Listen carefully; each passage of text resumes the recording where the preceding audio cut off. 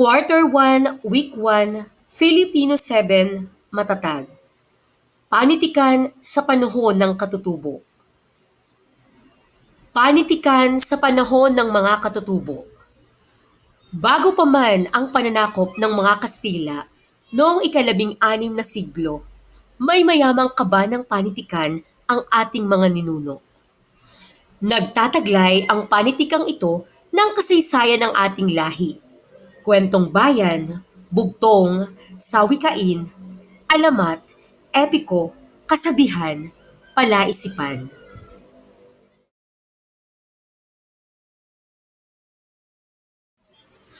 Ang panitikang Pilipino ay pasalin dila, oral, at pasalin sulat, written, na nagpapahayag ng mga damdaming ukol sa mga gawi.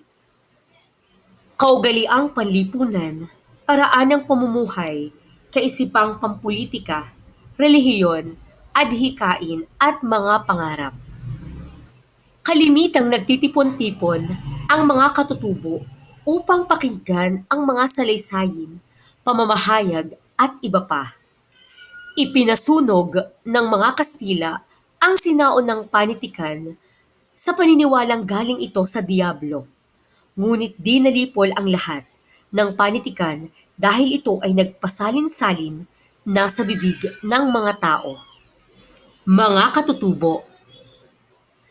Ita o Negrita, kauna-unahang nanirahan sa Pilipinas, maliit at maitim na tao. Mayroon na silang mga bulong, awitin at kasabihan na ginagamit noon. Indonesyo, nagmula sa Timog Silangang Asya na may kasabihang nakahihigit sa mga Negrito ay nakarating din ng bansa. Marunong na silang magtanim ng halaman at mangisda. Malayo, Malay o Malayo, nagdala ng pananampalatayang pagano at awiting panrelihiyon. Sila ay mga ninuno ng mga Muslim sa Mindanao.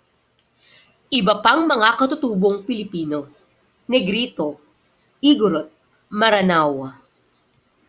Austronesian. Ayon kay Peter Velwood, naniniwala siya na ang mga Austronesian ang ninuno ng ating lahi. Sinuportahan ni Flora Kivuyen noong 2020 na nagmula sa Taiwan ang mga Austronesian.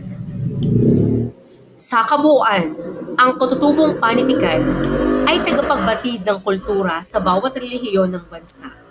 Sa pamamagitan ng panitikan, na ipahahayag ang kanilang damdamin hinggil sa daigdig na nakapalibot sa kanila.